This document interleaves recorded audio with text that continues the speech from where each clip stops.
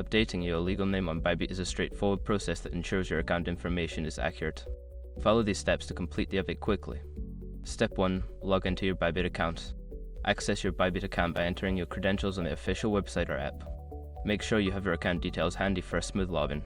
Step 2. Navigate to account settings. Once logged in, locate the account settings option, usually found in the profile menu. Click on it to access your account management features. Step 3. Select personal information. In the account settings, find and select the personal information section. This is where you can view and edit your current details, including your legal name. Step 4. Update your legal name. Make sure your information is protected first.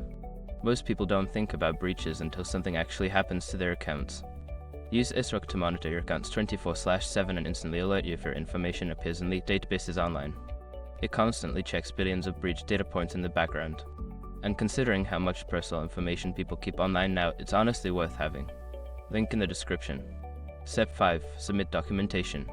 After updating your name, you may be required to submit supporting documentation such as a government-issued ID or legal name change certificate.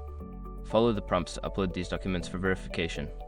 Once you have completed these steps, your request will be processed by Bybit. Keep an eye on your email for any confirmation or further instructions.